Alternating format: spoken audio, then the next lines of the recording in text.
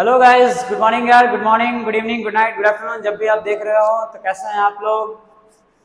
Okay, तो आज से हमारा जो है, आज हमारा डे 1 होने जा रहा है आउट ऑफ 75 डे। जैसे कि हमने आपको 75 हार्ड डे चैलेंज के बारे में बताया था, ठीक है। इसके बारे में एक डिटेल में मैं आपको चीज़ बताऊंगा, इसके क्या रूल्स और रेगुलेशन हम सेट करने वाले हैं स्टूडेंट्स के लिए भी और अपने लिए भी, ठीक। फिलहाल वो चीज़ रात को वीडियो अपलोड होगी, ऑलमोस्ट आप लोगों के पास रात तक पहुंचेगी। अभी हम लोग जो है चैप्टर नंबर, आज हमारा क्योंकि डे 1 है, आज से हमें स्टार्ट करना होगा। ऑलमोस्ट आपका 10th मार्च, आपके बोर्ड का पेपर 13 मार्च को है मैथ्स का, तो 10 मार्च तक मुझे आपका सिलेबस पूरा कंप्लीट करना है, including all the revision notes and short tips वगैरह A to Z सारी चीजें मिला के। क्लियर है? तो हम स्टार्ट करने वाले हैं चैप्टर नंबर 1 रियल नंबर्स में, और हम हर एक चैप्टर में हमारा यही पैटर्न रहने वाला है। हम chapter sequence by sequence start करेंगे। चैप्टर के अंदर हम पहले उसको सारे इंपॉर्टेंट पॉइंट्स कवर करेंगे, सारे फॉर्मूले कवर करेंगे, क्वेश्चंस कवर करेंगे अपन, और इनफैक्ट प्रीवियस ईयर क्वेश्चन जो बोर्ड एग्जाम में बहुत बार पूछे जाते हैं, उनमें से बहुत मोस्ट ऑफ द क्वेश्चन को भी हम कवर करेंगे, ताकि एक लेस देन 20 मिनट के अराउंड आपका एक वीडियो हो, उस वीडियो के अंदर आप पूरे चैप्टर को आप समझ जाओ। हाँ, ऑब्वियसली बात है, 20 मिनट का एक वीडियो में चैप्टर कंप्लीट नहीं होगा, 20 मिनट के 4-5 वीडियो होंगे, पार्ट में आएंगे ऐसे ना। जैसे on an average real numbers के लिए शायद 4 वीडियो बनेंगे, 4 वीडियो में आपका रियल नंबर पूरा कंप्लीट हो जाएगा 20-20 मिनट्स के, ठीक है। तो डेली एक वीडियो आपको मिलते रहेंगे, और शॉर्ट्स देखना तो भूलना मत। शॉर्ट्स में डेली आपको एक न्यू शॉर्ट ट्रिक, यानी 1 मिनट के अंदर आपको कोई नई चीज सीखने के लिए मिलेगी, ठीक है। चलो, तो आज जो है इसी के साथ अपन स्टार्ट करते हैं अपना पहला डे का पहला लेक्चर और पहला चैप्टर स्टार्ट करें अपन। चलो, तो पेन और कॉपी निकाल लेना और नोट्स बनाते रहना। नोट्स डेफिनेटली बनाना है ना, नोट्स बनाना बहुत इंपॉर्टेंट रहेगा, तुम्हारे बहुत काम आएंगे। चलो, तो रियल नंबर के हम स्टार्ट करते हैं। रियल नंबर चैप्टर में जो आपके क्लास 10th के अंदर है, पहले मैं वो सारे इंपॉर्टेंट पॉइंट्स लिखवा दे रहा हूँ आप लोगों को, जो इस बुक में तो नहीं दिए हुए हैं, लेकिन हाँ आपके बोर्ड एग्जाम में पूछे जाते हैं। ध्यान रखना क्लियरली चीजों को, ठीक है। याद रखने वाला टॉपिक आपको पता बताता हूँ। सबसे पहले आप लोग पता होना चाहिए इवन नंबर क्या होते हैं, ऑड नंबर क्या होते हैं, ठीक है। इवन नंबर्स, इवन नंबर्स हमें पता होना चाहिए कि 2, 4, 6, 8 ना, जो 2 से डिविजिबल हो। ऑड नंबर्स हमें पता होना चाहिए, ठीक है। ऑड नंबर्स, ऑड नंबर्स क्या होते हैं? ऑड नंबर जाएंगे जो 2 से डिविजिबल ना हो, यानी 1, 3, 5, 7 एंड सो ऑन, ठीक है। इवन नंबर पता हो गया, ऑड नंबर पता हो गया, और क्या पता होना चाहिए? और आपको पता होना चाहिए प्राइम नंबर्स, कि प्राइम नंबर्स क्या होते हैं। देखो, प्राइम नंबर्स वो नंबर को हम कहते हैं प्राइम जो केवल खुद के टेबल में आते हो, किसी और के टेबल में नहीं आते, बस 1 और खुद के टेबल में आएंगे, ऐसे नंबर को हम प्राइम कहते हैं। और वो नंबर हो जाएंगे आपके 2, 3, 5, 7, 11, 13, है ना। इस टाइप के सभी नंबर्स को हम क्या कहेंगे? प्राइम। ये बात ध्यान रखना आप लोग। लास्ट लिस्ट में आएगा कंपोजिट नंबर की सीरीज। तो कंपोजिट नंबर क्या होता है सर? तो कंपोजिट नंबर हम उसे कहते हैं, ठीक है, ऐसे नंबर जो प्राइम नहीं है, यानी जो इस लिस्ट में नहीं आए हैं, वो सभी नंबर कंपोजिट नंबर के लिस्ट में आएंगे। इट मींस कि 2, 3 के बाद आ जाएगा आपका 4, 5 आया हुआ है तो 6 आ जाएगा, 7 आया हुआ है यहाँ 8 आएगा, 9 आएगा, 10 आएगा, 11 यहाँ आया तो यहाँ क्या आ जाएगा? 12 आ जाएगा, एंड सो ऑन। ये है आपके कंपोजिट नंबर्स, यानी ऐसे नंबर्स जिनके एक से अधिक फैक्टर हो, 2 से अधिक फैक्टर हो, है ना, उन्हें हम कंपोजिट नंबर्स कहते हैं। क्लियर हो गई चीजें? अब इसमें और क्या क्या चीजें आती है सर? एक आप पढ़ोगे को प्राइम नंबर्स। को प्राइम को हम जो है रिलेटिवली प्राइम भी कहते हैं। रिलेटिवली प्राइम क्या होता है सर? ये नंबर, ये वो नंबर होते हैं पेयर्स में होता है। 2 नंबर्स, एन ओ डॉट का मतलब ना, मेरी भावनाएं जो है कह रही है नंबर 2 नंबर्स, आप समझ जाना भावना होगी। 2 numbers whose HCF is 1, whose HCF is 1, ऐसे 2 नंबर जिनका HCF 1 आ जाए। अगर लैंग्वेज भारी लग रही है तो मैं तुम्हें समझाता हूँ।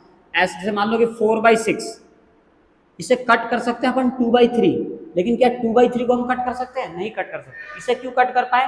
क्योंकि दोनों के बीच में एक कॉमन फैक्टर है 2।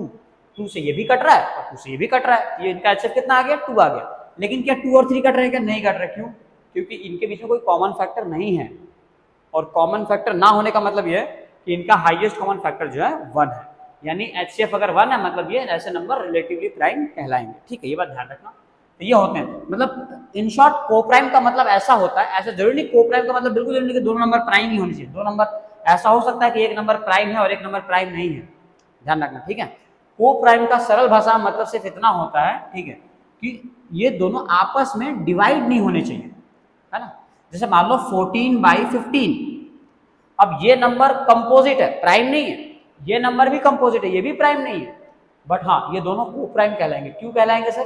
क्योंकि 14 और 15 के बीच में कोई भी चीज कॉमन नंबर नहीं है, दूसरे से डिवाइड नहीं होते हैं, समझ आ रही बात? ठीक है, डिवाइड नहीं होंगे मतलब इनका HCF1 आ गया, HCF1 आ गया मतलब 14 एंड 15 आर को prime numbers. Clear?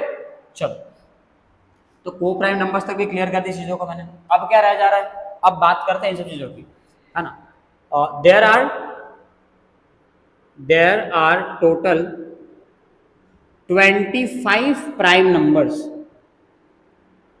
There are total 25 prime numbers between 1 to 100. 1 से लेके 100 के बीच में टोटल 25 प्राइम नंबर होते हैं, ध्यान रखना। क्लियर? नेक्स्ट पॉइंट क्या होगा आपका?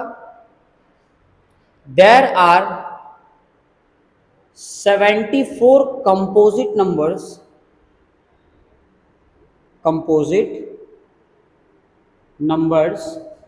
between 1 to 100, between 1 to 100। तो ये कैसे हो रहा है सर? देखो मैंने आपको क्या बताया, 1 से लेके 100 के बीच में 25 प्राइम है और जो प्राइम नहीं है वो कंपोजिट है। अगर 100 में से 25 प्राइम है तो 75 होने चाहिए थे कंपोजिट, लेकिन यहाँ पे कितना हो रहा है? सिर्फ 74। बात समझ में आ रही है? 75 होने चाहिए थे। क्यों ऐसा? क्योंकि देखो यहाँ पे ध्यान से देखना, प्राइम नंबर की लिस्ट में 1 नहीं है और कंपोजिट नंबर की लिस्ट में भी 1 नहीं है, मतलब 1 जो है वो ना ही प्राइम है और ना ही कंपोजिट है। इसीलिए टोटल जो है आपके 99 नंबर ही हुए 1 से लेकर 100, क्योंकि 1 को तो काउंट करना नहीं है, आपकी काउंटिंग 2 से स्टार्ट हो रही है, तो 99 नंबर्स ही होंगे। That is 25 are prime numbers and 74 are composite numbers. तो 1 के बारे में हमें यहाँ पे थ्योरी लिखनी है। 1 इज नाइदर, स्पेलिंग मिस्टेक मिटा देते हैं, ठीक है। 1 is neither prime nor composite. तो ये वो सारे पॉइंट हैं जिन्हें आपको भूलना नहीं है।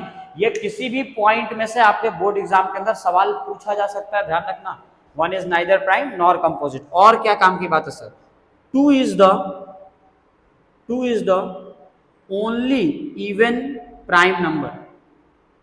2 is the only even prime number. 2 जो है वो इकलौता ऐसा प्राइम नंबर जो इवन है। 2 के अलावा ऐसा कोई प्राइम नंबर नहीं होगा जो इवन होगा, ये बात ध्यान रखना। 2 is the only even prime number. Clear सभी को? नेक्स्ट पार्ट देखते हैं। नेक्स्ट पार्ट क्या है? नेक्स्ट पार्ट हमारा ये है, product of any two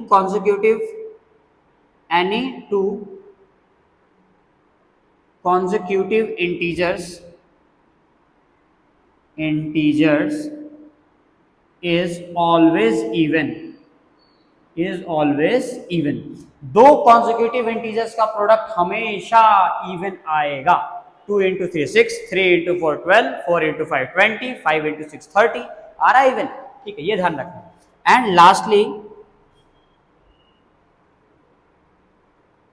product of any 4 consecutive integers,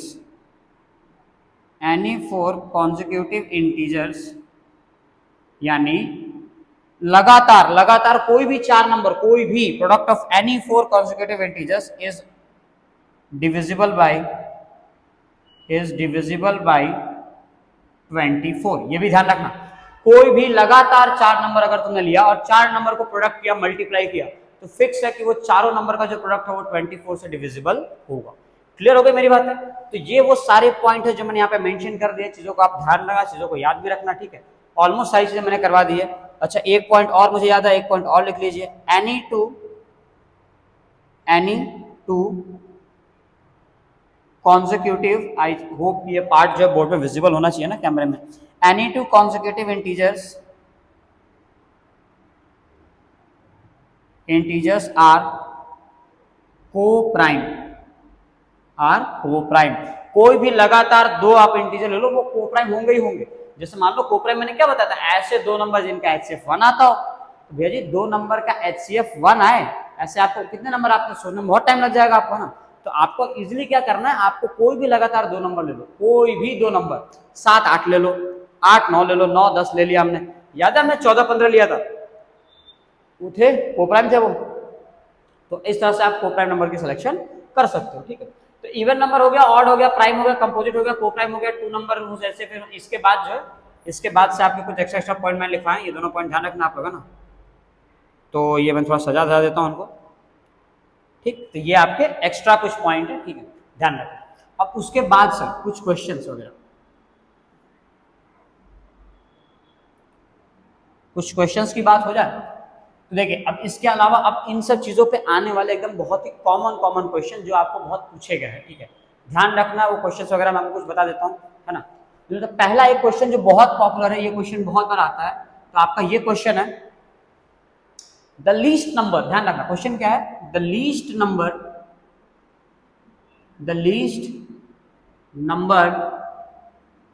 which is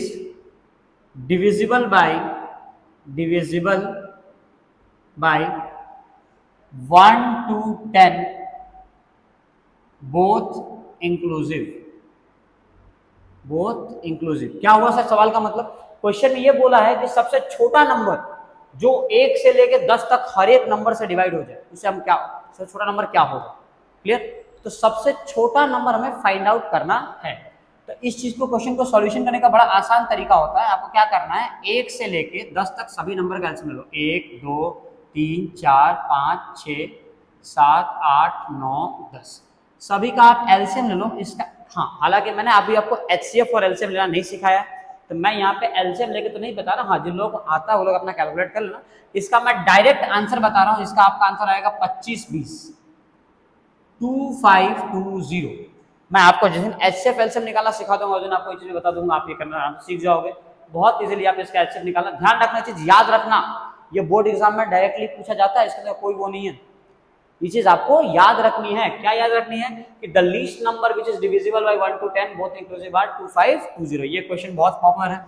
फिर दूसरा जो क्वेश्चन में बहुत पॉपुलर पूछा जाता है वो ये कि if x and y are prime numbers, if x and y are prime numbers, then HCF of x plus y comma x minus y is equal to dash। इसका आंसर आता है 1 और 2। ध्यान रखना, आप करके देख लेना, कोई भी रैंडम आप 2 प्राइम नंबर लेके देखो, 2 प्राइम नंबर जो 2 और 3 ले लिया हमने, ठीक है, 2 + 3 5 कर देना और 2 - 3 कर देना, 1 आ जाएगा। 3 - 2 1 आ जाएगा। अब 5 और 1 के बीच में इनका एचसीएफ निकालोगे तो 1 आएगा, है ना। आप ऐसे ही और एग्जांपल है ना, 7 ले लिया आपने और 11 ले लिया, तो 11 + 7 11 प्लस आप ले लो 11 और 7 है ना, 18 आ रहा है, ठीक है। और 11 - 7 करो कितना आ जाएगा? 6 आ जाएगा। तो वहां पे आपको एचसीएफ जो है 2 मिल जा रहा है। तो आप या तो एचसीएफ इसका 1 आएगा या तो 2 आएगा, यानी 1 और 2 के अलावा कोई एचसीएफ नहीं आ सकता। क्लियर? आपको याद रखना है, तो आप याद भी रखो। सॉल्यूशन कैसे करना है, आप 2 प्राइम नंबर अपने मन से मान लो और फिर सॉल्व करो, देखना उनका एक आंसर या तो 1 आएगा या तो 2 आएगा, 1 आएगा या 2 आएगा, उसके अलावा कुछ नहीं आएगा। ऑप्शन में हो सकता है आपको 1 दिया हो, 2 दिया हो, 1 और 2 बोथ भी दिया हो, तो आपको ध्यान रखना है 1 और 2 बोथ सेलेक्ट करना है, ठीक है, इसे क्लियर रखना है। नेक्स्ट क्वेश्चन जो बहुत पॉपुलर वो ये आता है कि pi is an irrational number. ये ध्यान रखना, pi is an irrational number, ये बात ध्यान रखना।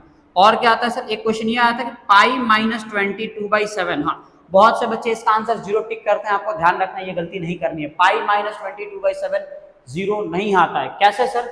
आप अगर ध्यान से देखो तो पाई को मैंने बताया कि पाई एक इरेशनल नंबर है और 22/7 जो है एक रैशनल है। एक तरह से एक इरेशनल नंबर में से एक रैशनल नंबर माइनस कर रहे हो आप, इरेशनल में से रैशनल माइनस करने पे आपका आंसर हमेशा इरेशनल ही आएगा। इसका मतलब कि अगर ये इरेशनल में से एक रैशनल नंबर को जोड़ा गया, घटाया जाए, तो आपका आंसर हमेशा इरेशनल आएगा।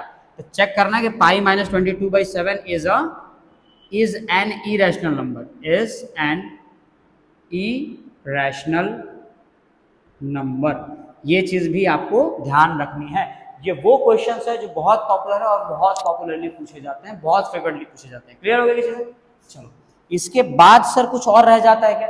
हाँ, इसके बाद भी जो चीजें रह जाती है वो मैं आपको बता देता हूँ। इसके बाद का नेक्स्ट चीज, अभी हमने इसमें एचसीएफ एलसीएम निकालना जो मेन टॉपिक है वो हमने स्टार्ट नहीं करा, वो हमारा सेकंड लेक्चर में होने वाला है, ठीक है। फर्स्ट लेक्चर के अंदर मैंने आपको जो सिर्फ इंपॉर्टेंट पॉइंट्स कवर करने थे, मुझे कुछ क्वेश्चंस लिखवाने थे, ठीक है। लास्ट लेक्चर में हम इसका क्वेश्चन की भी प्रैक्टिस करेंगे कि हाँ किस किस टाइप का बोर्ड में क्वेश्चन आया हुआ है, ठीक है। ये वो इंपॉर्टेंट क्वेश्चन है, इंपॉर्टेंट पॉइंट्स जो तुम्हें ऑलमोस्ट याद होने चाहिए, सभी को याद होने चाहिए। क्लियर? चलो, नेक्स्ट क्या है इसमें सर? नेक्स्ट आपको ये ध्यान रखना है क्लोजर प्रॉपर्टी ना, जो मेरे को लास्ट में लिखवाना है, closure property. Sir closure property क्या होती है? ध्यान रखना, क्लोजर प्रॉपर्टी सिर्फ एक चीज आपको बताएगी, ठीक है, कि एक रैशनल में रैशनल जोड़ने पे आपका आंसर रैशनल नंबर आएगा, रैशनल नंबर में रैशनल नंबर माइनस करने पे आंसर रैशनल नंबर आएगा, रैशनल नंबर में इनटू रैशनल नंबर करोगे तो आपका आंसर एक रैशनल आना चाहिए, rational into rational divide by rational करोगे तब भी आपका आंसर जो है एक रैशनल नंबर आएगा। यही सेम चीज नेचुरल प्लस नेचुरल नेचुरल आएगा, होल प्लस होल होल आएगा, इंटीजर प्लस इंटीजर इंटीजर आएगा। इस प्रॉपर्टी को क्लोजर प्रॉपर्टी कहते हैं। ये कहाँ काम आता है सर? ये काम आता है बेटा इसके अंदर, है ना, क्योंकि ये प्रॉपर्टी आपको सिखा रही है चीज, ठीक है। अब सेम चीज ना, अगर मान लो एक रैशनल के साथ आप छेड़छाड़ करोगे एक इरेशनल नंबर का, रैशनल प्लस इरेशनल क्या आएगा? इरेशनल, रैशनल माइनस इरेशनल क्या आएगा? इरेशनल। ये प्रॉपर्टी इस टाइप के क्वेश्चंस के लिए बता रहा हूं मैं ताकि आप भूलो ना। रैशनल में इनटू इरेशनल करोगे आपका आंसर क्या आएगा? इरेशनल। कब? ध्यान रखना यहाँ पे एक गलती हो सकती है, एक्सेप्ट अगर रैशनल नंबर 0 नहीं है तो। ये कब वैलिड है? For non zero rational numbers, for non zero rational numbers. ये एक नॉन जीरो रैशनल नंबर के लिए वैलिड है, वरना ये चीज वैलिड नहीं होगी, ध्यान रखना। अच्छा, सेम अगेन अगर रैशनल डिवाइड बाय इरेशनल करूं तब भी मेरा आंसर इरेशनल आएगा। Again same case, for non zero rational numbers. अगर ये 0 नहीं है तब जाके ट्रू, अगर 0 होगा तो ये ट्रू नहीं होगा। क्यों? तो मान लो अगर ये 0 है तो 0 × √3 आपका आंसर क्या आएगा? 0 आ जाएगा ना, और 0 तो रैशनल हो गया। तो ये सारी बातें आपको ध्यान रखनी है। क्लियर है क्या? चलो, तो आज के लेक्चर में हम सिर्फ इतना ही करने जा रहे हैं। एक बहुत ही शॉर्ट टाइप वीडियो रहा है। ये शॉर्ट वीडियो के अंदर हमने ट्राई किया कि चैप्टर नंबर 1 के सारे इंपॉर्टेंट पॉइंट अपन कवर कर ले। इंपॉर्टेंट पॉइंट्स, कुछ बोर्ड वाले क्वेश्चन हमने कवर किए जो बोर्ड एग्जाम पूछे जाते हैं। कुछ चीजें अगर रह जाती हैं तो मैं आपको बता दूंगा, आपको इसके नीचे ऐड ऑन कर लेना होगा। अगर मुझे कोई आगे फर्दर कोई पॉइंट अगर रह जाए तो ऑलमोस्ट मैंने सारे पॉइंट आपको करवा दिए हैं, ठीक। और ये सारी प्रॉपर्टी आपको ध्यान रखनी जो कि इसके अंदर यूज होती है। तो टिल दैट आप जो 75 डे का आज हमारा पहला दिन था, पहले दिन के अंदर हमने पहला चैप्टर स्टार्ट किया, पहला लेक्चर कंप्लीट किया। हमारे साथ साथ आप भी इस चैलेंज में ज्वाइन अगर हो रहे हो तो आप भी ट्राई करना कि 75 डे तक आप भी एवरी डे नोट्स बनाओ, चैप्टर का कंप्लीट रिवीजन करते रहो और चीजों के साथ साथ चलते रहना, बैकलॉग मत करना, पीछे मत छोड़ना, ठीक है। 75 डेज हमारे साथ कंटिन्यू करना।